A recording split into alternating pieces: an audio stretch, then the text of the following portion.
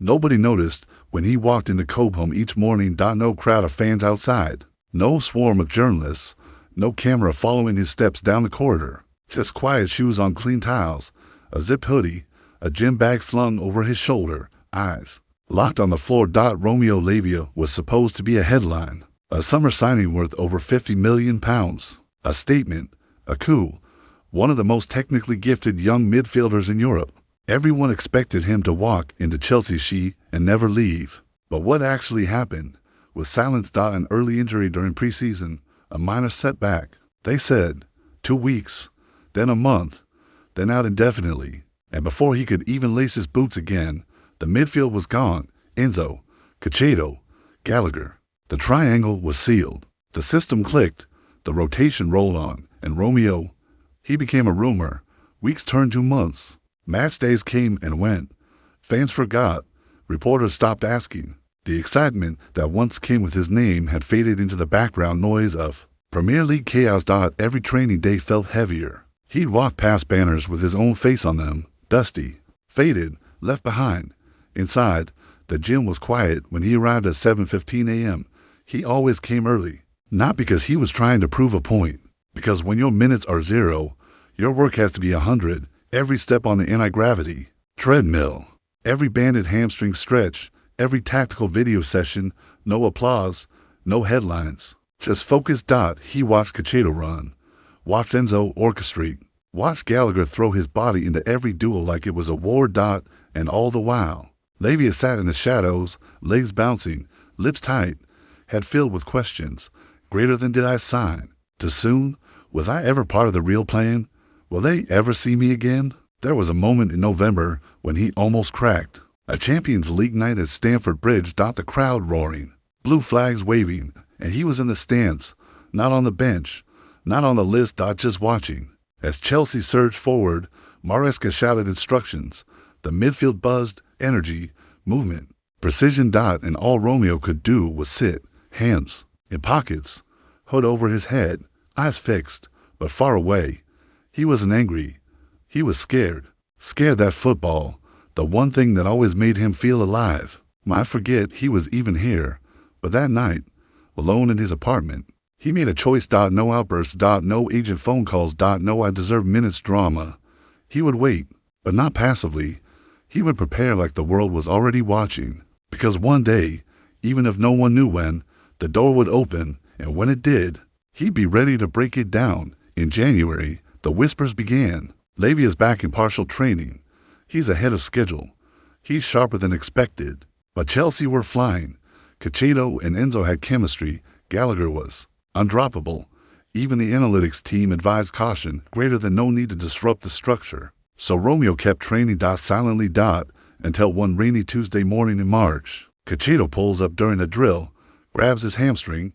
Medical team rushes in.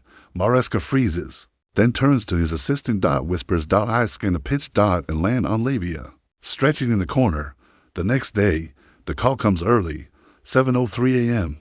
Assistant coach, greater than Mr. wants to see you. Romeo walks into Maresca's office. Quiet. Maresca doesn't speak for the first few seconds, just taps his pen against the table, then says, greater than you're starting. This weekend. Silence. Romeo blinks. He nods. No smile. No fist pump. Just a quiet breath, like a diver about to plunge. The news leaks. Social media erupts. Lavia in starting. Why now? Huge risk. Is he even match fit? Pundits argue. The press digs up old Southampton highlights. Clips of interceptions. One elegant turn under pressure. A single goal from distance. But most just shrug. Greater than he's not ready. But Maresca doesn't care. He's seen something. In the way Lavia has trained. In how he speaks to teammates, in the calm he brings when everything else spins. He sees something no stat line can measure. Composure. Intelligence. Fire, buried beneath control. Matchda. While the morning is gray. Rain clings to the windows of the team bus. Lavia sits by himself, hood up. No music, just the sound of the tires on wet roads, and his own heartbeat. As they pull into Stamford Bridge. He whispers to himself, greater than this is it. The dressing room is tense. Enzo claps him on the back. Gallagher grins. Maresca gives one look and a short nod. The teams line up in the tunnel. Romeo stares at the pitch. He closes his eyes and says, greater than time to wake them up. Asterisk, the lights hit harder when you've waited in the dark. The long. Romeo Lavia stood at the edge of the pitch, the cold wind of Stamford Bridge brushing across his face. For most players, it was just another match. For Romeo, it was everything.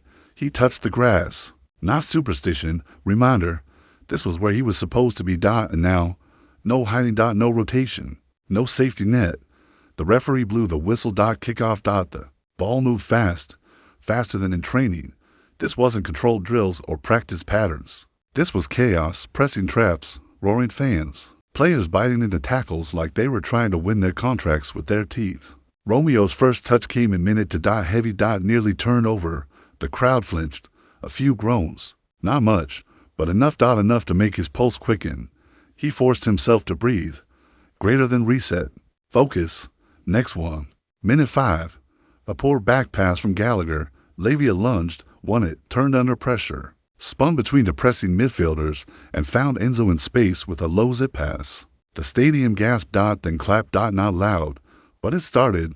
By minute 10, he was reading the rhythm, dropping between center backs when needed, squeezing the line when Gallagher surged forward, offering calm when things got wild. The bench took notice. Maresca leaned forward, hands clasped, eyes locked. It wasn't the passes. It wasn't even the tackles. It was how Lavia moved, like he was pulling invisible strings no one else could see. The crowd still wasn't convinced.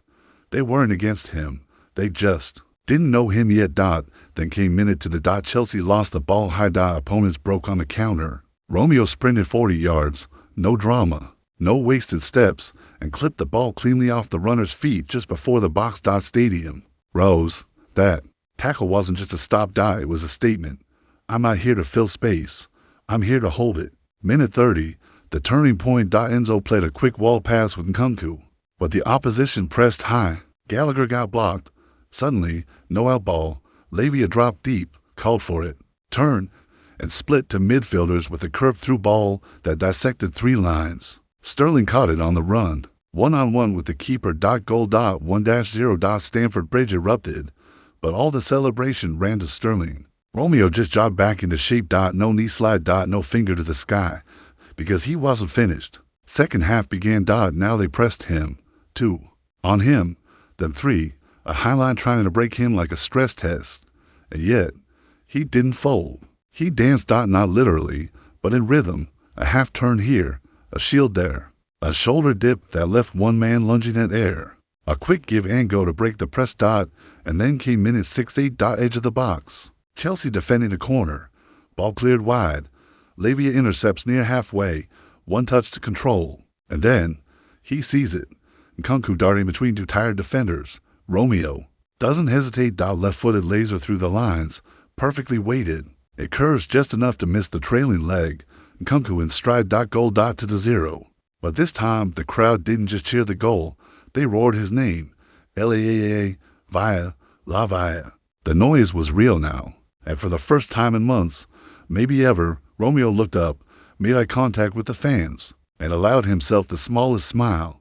After the final whistle, the stadium stood. He walked off calmly, but every hand he passed tried to reach him. Kids, journalists, even rival fans leaning toward the tunnel barrier. He disappeared into the dressing room like a ghost retreating from glory. Inside, the squad clapped before Maresca even opened his mouth. Sterling patted his back. Enzo grinned. Even Gallagher, the man whose spot he may have just challenged, clapped the loudest. Then Maresca walked in. The room went still. He looked at Romeo. No speech, just honesty. We waited too long to use you. Then he turned to the team. That's on me. That's our reminder. We build with everyone, especially the ones who don't ask for spotlights. He dropped the match ball at Romeo's feet. Yours. The next day, social media reversed its tone. Lavia masterclass. He's the missing piece. That pass, Xavi level. We wrote him off too soon. The club posted a slow-motion clip of that through ball. Caption, the wait was worth it. In his first post-match interview, Romeo was calm, measured. No arrogance, just presence. I never blamed anyone. I never felt owed. I just wanted one chance to show them I never stopped preparing. Then he smiled. That quiet, small smile again, and added, greater than I wasn't angry they forgot me. I was just waiting for the right moment to remind them. That weekend, Chelsea released a new starting sheet graphic dot at the base of midfield. In bold white letters, Romeo Lavia questions. No debates. No more waiting. Greater than he waited quietly. He trained in silence. And when the moment finally came, Romeo Lavia didn't just make Chelsea remember who he was. He made them wish they'd never forgotten.